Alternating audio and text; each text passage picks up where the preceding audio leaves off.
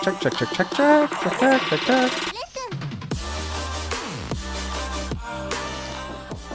Let me know when you're ready, sir. All right, we're ready. Go ahead and talk. Okay, testing. I'm good. Testing. Can you hear yourself? Mm-hmm. 1, 2, 3. 1, 2, 3. I can hear them. Yeah, it's good. Perfect. All right, good. Yep. Sound check's We're good. over. We're going to be going live in about 4 minutes. So you guys can just hang out back here. Here's some chips.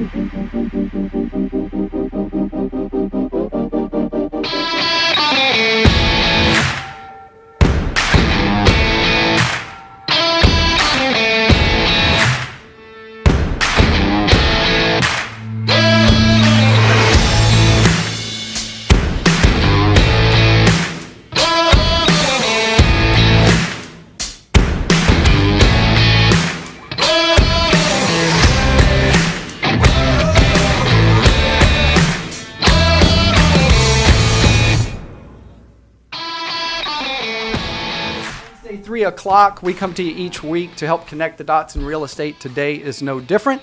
We do that by bringing world-class guests into the studio. Today, we have brokers all the way from Austin, Texas, Kyle and Sarah Hughes, and we're going to be discussing today how to negotiate on behalf of your client. Hey, how to get your offer accepted in a hot market. Have you run into this? Have you missed a deal because maybe there was some part of the process that you didn't quite have down? Or have you gotten a deal? Maybe you got a deal or had an advantage over other entities that made offers. So we're going to be talking about that today. Today is also an emotional day because it's our last day, and we'll get to the emotion part at the end of the show, but it's our last day, our last episode in this studio. Next week, we'll have a whole new look, new studio, new logo, new everything. So we're going to go take a quick commercial break. We have a message from the famous shark Damon John, and we'll be right back in a moment with Kyle and Sarah Hughes. Thank you. How you doing, everybody? Back to thinking like you're broke. The power of broke. Now remember, broke is a temporary situation. Poverty of the mind is permanent. Mentors. Those individuals in your life that have no interest in your company, but they give you the knowledge because they've been successful. They want to pass this down. They want to help you, and they want to help you because they feel like they're blessed. What are you doing for the mentor as well? Anybody who's going to give you something, you must do something for them. Go out and find a mentor. You don't need to go and find the big Damon Johns and the Mark Cubans who happen to be on these public platforms. Go find a local person. Life is a series of mentors. Once you outgrow that mentor, and you go on to another person and another mentor, and you know what? Make sure that you become a mentor to somebody as well, and you pay it all back. Today I'm going to talk about OPM. Other people's money, right? But OPM doesn't always have to stand for other people's money. Other people's marketing, other people's manpower, other people's mind power. Of course, you can always make money off of other people's mistakes. I went over to my screen printer and I said to him, how much are you going to charge me to screen print a shirt, the whole thing put together? He said, you know what? I'm going to charge you $6. Don't charge me $6, charge me $7. And here's the concept. The stores, they didn't want to trust me with giving me $5,000, $10,000, $20,000. They knew that I was a really hungry kid and I was pulling up in a beat up jalopy car and I most likely was going to buy a new car with it. But they trusted the screen printer and the manufacturer, so they would pay directly to the manufacturer. And here's the best part for me. I made money, and how much of my company did I give away? Zero. I gave away zero zilch.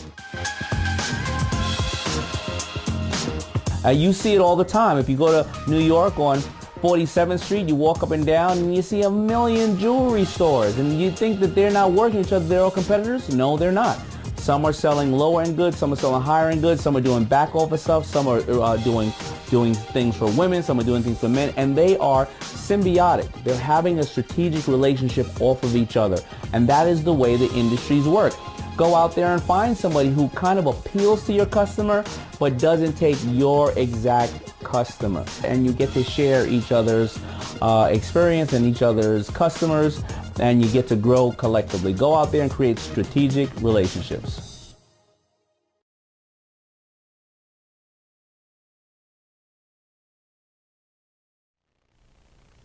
Hey, welcome back to Under Contract Live, and to my right, your left, stage right, whatever that is. I've got amazing brokers in the house, and I appreciate you guys being here. Kyle and Sarah Hughes from Austin, Texas. Yes, you guys came a long way. We did. We're excited, though. Thank you for having us. Yeah, and I can see on social media you've been experiencing a little bit of the Florida scenery, so you guys are probably having a lot of fun doing that. Yeah, having a little fun mixed in there. It gets you a little spoiled being here, doesn't it? Oh, yeah. That's why I can't leave. Yeah. But you know what? If I were going to leave, Texas would be an area I would consider, especially with the market right now, because there's like some hot spots in the U.S. right now, like Florida, North Carolina, Texas, I think Arizona, Phoenix area. Yep. So like you're in a hot market, and I'm guessing, I don't know much about your market, but I'm guessing that it's very similar to ours, where there's a lot of movement right now. Is that there's a lot going on right now. I think they had a thing, 150 people moving every day to Austin. Nice. The Austin area too. So yeah, that sounds like here. There's a huge influx in Florida. Well, as you can imagine, Florida is kind of a natural attraction place for retirement and things like that. But there's a lot of movement here. We've got a governor that's been really focused on creating new jobs here. Amazon built a new facility here. So there's a lot of movement, especially in our county, Hillsborough County. So so we're probably experiencing some of the same things. And part of being in a kind of a hot market, if you will, is, you run into that situation where you're representing a client you're going to have, it's kind of a seller's market in a sense right now, right? Right. So you're going to have multiple offers on occasion, Yep. both on both sides. So maybe let's talk about let's talk about it both ways, as a seller and as a buyer. If you have a buyer, let's start with that. If you have a buyer, then what are some strategies when you're looking at a home, the buyers, this is the home that's going to work for them. They're ready to move forward. They want to make an offer. Maybe the home's just been listed. How do you, what are some strategies to help you get that offer, in front of the seller in an attractive way that you're going to Absolutely. win out? Yeah. Yeah, I mean, I guess I'll kind of start on that. So for us, a big thing is getting into the psychology and the motivation of the seller. So we'll look and we'll see if they're an investor. I mean, cash is probably the biggest motivator for them. If it's a family that's lived in the property for 50 years, they raise their children there, and if they just want to see it go to another really great homeowner, we've done things such as write letters along with the offer, explaining the situation. And so we'll just really try to get into that psychology. That's interesting because it's funny to think about it, because in a fast-paced moving industry, like we tend to think it's all about the money, like who is the highest Exactly. bidder, right? But it's not necessarily that. So Yeah. that's, to me, that's brilliant. Yeah. Like to be able to kind of research and figure out what's going on with that seller and kind of act accordingly. Absolutely. I had a seller listing. I was representing the seller on the deal, and we had a couple offers come in, and she ended up taking a lower price offer. It was like 7,000, 8,000 under, but they wrote a letter. She felt comfortable with them, and she's like, "Hey, I'm going to go with this offer. I feel good about it." And I was like, "What? Really?" Like, I know you can that make is- another almost 10 grand on the deal, but she felt confident and felt they were the right buyer. So. Yeah, that's pretty amazing because, like I came from the car business, and you see that sometimes with cars, right? Like I'm going to sell someone who maybe needs the car a little more. I'm going to go ahead and maybe sell it for a little less to try to help them Absolutely. out. But I don't really think of that too much with homes, but because I've been selling in the new home world for so long that it's a little different than obviously when you're doing resales. But that's fascinating to me. I mean, I'm glad that you guys brought that up. So, how do you get to that place if you're representing a buyer? How do you do research on the seller like that? How do you get to know that part of the seller? Yeah, well, I think it starts with the agent, knowing the agent, kind of who you're going up against too. I had a deal recently where I kind of knew a little bit about the agent. They were relatively new. The listing price is actually way under market. It was deflated. And I knew, and it's hard, with the multiple offers. So I knew if we went in a little over list price and we went quick and we said, and I sold the agent that this is the best price they're going to get. And, they need to know ASAP. Right. So long story short, we got it accepted. A day later, they come in and the agent's like, "We have 3 offers. You were so lucky, your timing." And I was thinking, I'm like, it was all strategy. Right, it was right, all right. strategy to Right. do that. So Can't really say that out loud though, can you? Yeah. I know. Like, yeah, we weren't lucky. Not really, but that's So I think knowing the agent, who you're up against, is number one Yeah, too. I mean, we have access to, on the MLS, you can see if it's an LLC, something is, the Sure. ner, obviously. Yeah, who Bottom does a lot of line is- business. It's kind of a small world, really, too. So getting to know that agent helps, just to see where you can leverage and help your client out. Yeah, and let's talk about that too, because I know, especially for there's so many. I'm sure it's the same way in Austin with the marketplace, but there's so many new agents coming into the business each day, right? So one of the things I think that that we kind of owe them on the show to kind of address is, Absolutely. how important it is, because I think sometimes if you haven't learned the industry yet or don't know a lot about it, you're maybe thinking, well, as a realtor, I'm competing with the next realtor and the next realtor, like it's a heavy competition type thing. So Sure. like it's us against them, or I don't want to. But really, I kind of lean towards the fact that I want a great relationship with every single realtor. Do you guys feel the 100%. same way? Oh, yeah. Oh yeah, absolutely. Yeah. Yeah, you're working together. Your client's interest is of course number one, but you need to work together to make sure it closes and there's no issues and headaches. If you're bumping heads with that agent, good luck. Yeah, You because know? you never know. You might be bumping heads. I'm assuming with an agent over a $200,000 deal, and the next thing you know, it's 4 months later. You still have this burned-in memory, and now you've got to present that same agent an offer on a $600,000 house, right? Exactly. There's a couple agents I won't. I mean, it's not my decision, but I will advise my client, hey, I had this experience. just FYI. Right, It right. was horrible. So it's, yeah. Yeah. And that's another thing actually that I wanted to get into, because I was thinking about that, and and you guys helped me out, because again, being on the new home side, I some of the things I've forgotten about the Sure. the laws of the offers and how we go back and forth and whatever, but is there a legal or ethical obligation when you have an offer or you're looking at an offer? Maybe it's from an agent that you're not comfortable with. Oh, sure. Is there still a legal, or is it just an ethical obligation to kind of present that to the buyer or seller? Both. I mean, It is, yeah, okay. you have to submit an offer. If you get an offer on the table, you have to notify your clients. It's not the agent's decision whatsoever. Just because, but you also are an advocate for your seller, so you can give them the insight. Hey, I worked with them in the past. Here's kind of how it laid out. But oh no, absolutely, you absolutely have to just. Okay.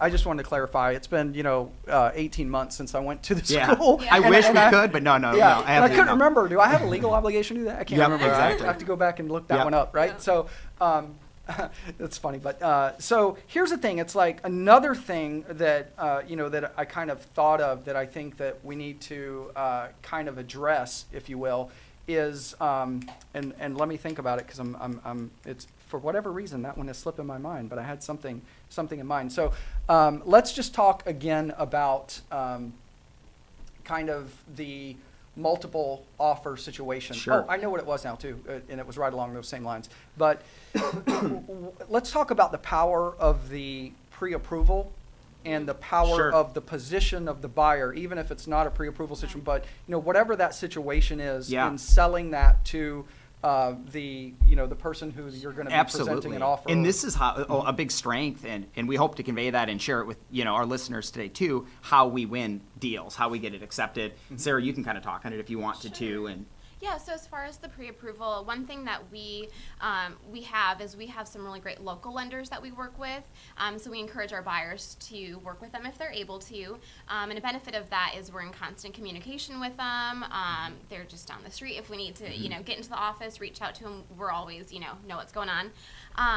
But one big strength too is, since we have that really good relationship with them, we will submit the offer, and then we'll also have the lender call the seller agent and say, hey, these guys are well qualified. They're gonna always get the be deal selling, closed. not Yeah. just selling that other agent that our clients are the best fit people. Right. They're easy to work with. They're going to close the deal. Hey, they can close in 18 days. They're super qualified. Lender calls them right after and says, hey, this buyer, they're awesome, etc. So the Yeah. whole process, Yeah, that's huge, because it really does validate not only what you've expressed to Yep.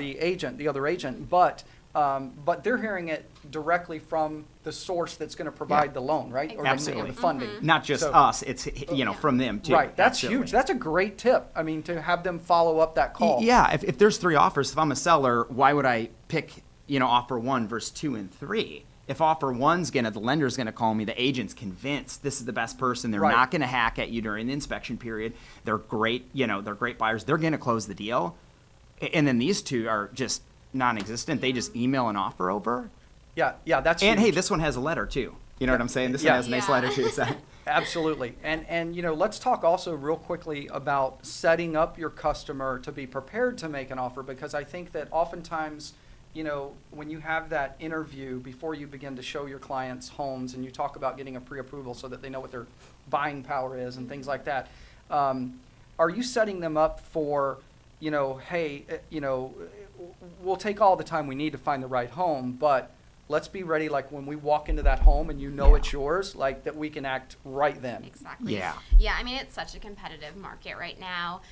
We tell people, if that's the home for you, we need to act fast. We need to have a strong offer on the table. And then if it's accepted, you need to get your earnest money, your option money, start inspection. So we make Yeah. it clear to them, no pressure, wait for the right home. But once you find it, Yeah, you need to go and as having well. the pre-approval is in a competitive market like that is an essential, because in Austin right now they'll go quick. I mean, if they're priced right, they're going to pop like that. Right. And if your buyer comes in and doesn't have a pre-approval, there's a lag process in there. There's a delay. Okay, now I found the house we want. Let's go talk to the lender. and they miss out on the house. By the time So, that's done, it's like they did Yeah. it for no reason. Yeah, Like, exactly. yeah, and what a what a letdown too if you find just the right it home. is. So educating And your then- clients on that and say, hey, here's what we have to do. It's actually benefit to you. It's good all the way around. Sure, sure. Yeah. Now let's talk about the flip side. Let's talk about, okay, you're representing now a seller and you're looking at those offers that are coming in. Sure. Actually, there's one more question I had about the listing. When you price a home for a seller, Yep. when you do a CMA, you come and you do a listing appointment and you say, hey, this is my expert opinion. Here's where Yep. I think we could be. Here's where we should be. Is your strategy to price it just under market as a list price, or do you price it a little higher than market? I mean, can I speak on this? Oh, yeah, absolutely. It depends on the seller too, because all sellers have different things. It's our advice, so it's kind of collaborating with them, seeing what what they want to do. But my goal is to net the seller the most amount of money. How I Okay. do that is, analyzing comparables to see where we can push it. If there's a means to push the market and still get an offer accepted, I'll do that. But it's individual Okay, so given case the scenarios. choice, like if the client left it up to you, given the choice, let's say that you believed that the home was worth $235,000. Okay. You're saying don't price it at $229, price it at $339. Is that what I'm hearing? Or no? If it's worth $235 and if I don't see any deficiencies or any leverage points where we can push it a little higher, I would list it at list price. I would probably do $234,990. Okay. Okay. Okay. But if there's a means to push the market, because as the prices in Austin anyway, they keep raising. So as they raise, we just keep push. Sure. Well, to me, that's the cool thing in a rising market is that when you're selling it and representing it, and someone says, "Well, look, here are these comps." Yeah, but we're creating a new comp, right? 100%. Yeah. I mean, aren't we always creating a new comp in a rising market? Yeah. There is no comp. There's actually technically no comp Yeah.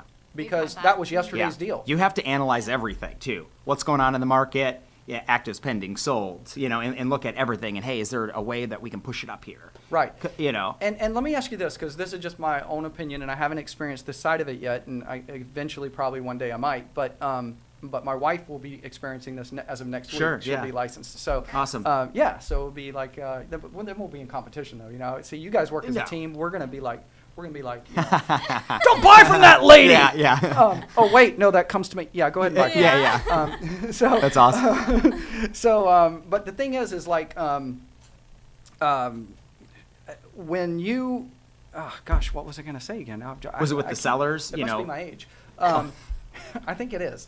Come on now. Come on. Oh, no, I know what I was going to say. So let's say, for example, that you want to create your own comp, right? Like the market's been, 220 to 230. You believe this house will bring 235, maybe even 240. Sure. When you do that, do you pick something in the house and just land on that one thing and just like hammer it, like maybe its best feature, like, hey, this thing has vaulted ceilings. No other home in this area can offer do you do that with one you're trying to push? If there's like a unique, thing different than the other comps, yes. Where there's value, absolutely. I think a good example was the one on J.E. Brown that we sold recently. It was a couple years old, but there was lots of new construction homes around it, and the Sure. resale ones, I mean, they were a little bit lower, but we're like, you know what, this home has the updates, it has the features that are competing with the new construction. So we used Right. that, and we just raised that whole market in that community based on that Yeah. one home. I mean, It they're selling killed now. it. I mean, it was 2-3 days went under contract. Yep. Another thing, not to get too off, track here Sure. too, is creating demand in a property right away.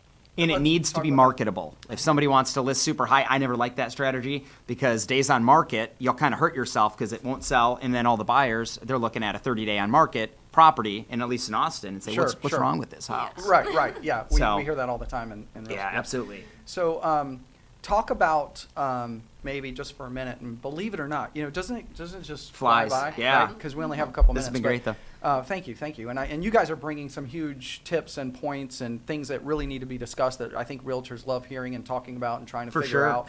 So talk about though maybe for a moment. How to create a little bit more demand. What are you guys doing differently when you, I'm assuming that when you list a home, your preference would be for it to sell in the first 30 seconds, right? Yeah. So, Yeah. number one, how do you create the demand? And then the other thing is, because you have a certain amount of time to get back with that offer or to counter that offer. Mm-hmm. How long do you wait before you wait for that second or third offer to pop in before you respond? Yeah, Sure, and I mean, we have, in regards to that too, we usually have a pretty good, like, gut feeling on the property and just that market, kind of the price point. But what we'll do is we start the listing process probably about 3 weeks ahead of when we are going to go live. We'll do the staging, the photography, we're still building it up. And then at that point, we typically like to list on like a Wednesday or Thursday, and we'll promote there's an open house that weekend.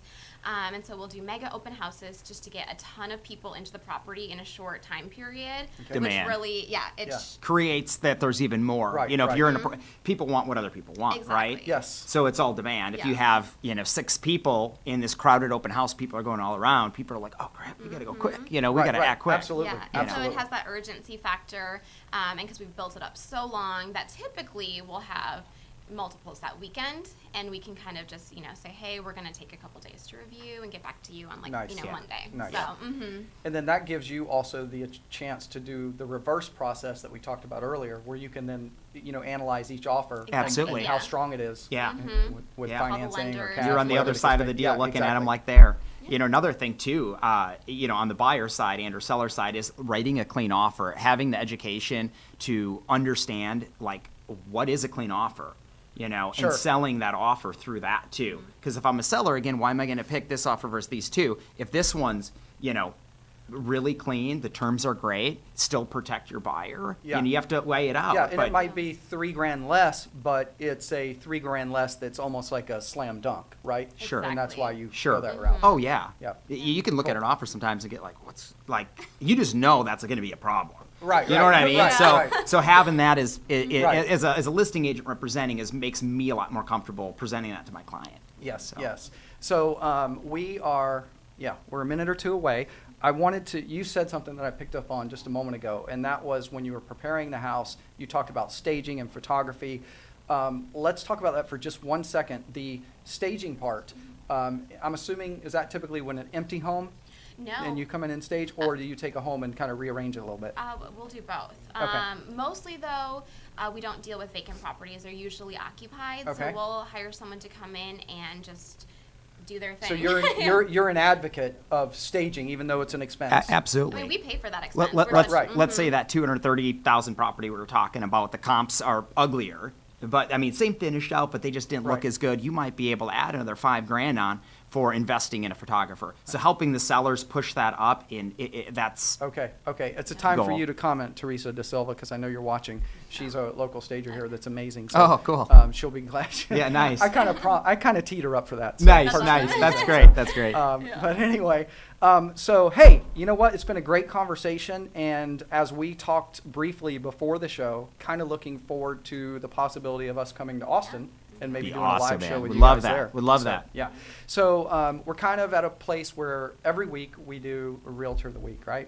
And they never know who they are. So Oh, cool. yeah. So we're going to put the Realtor of the Week on the screen. We're going to need a little drum roll if you guys will help us. And the Realtor of the Week is Pinky. It's All right. It's Pinky, Sue Benson. Let me tell you guys about Pinky because it's so cool. Because, we have a Realtor of the Week every week. And really how I select those Realtors is I look on, Facebook, social media, and I look to see, who's really selling, who's moving, who's out there, like, putting themselves out there socially, who's really making it happen, really, is the bottom Right. line. And if I'm seeing a lot of that, then you're on my radar. And Pinky is a realtor down in Naples, Florida. So she's not in a huge area, but she has created the most amazing branding. You got to check her out after the show. But she just did a video to give you an idea that I saw. 29,000 views on her video. I mean, Whoa. she has a huge following. Like Wow, she that's is great. the person in Naples to go see. So Awesome. when you can kind of make yourself like the person and that, like, I know Sarah and Kyle Hughes are going to be the people in Austin, right? So, we are the people in Austin. Right, you are the people in Austin. So congratulations, Pinky, and look That's forward awesome.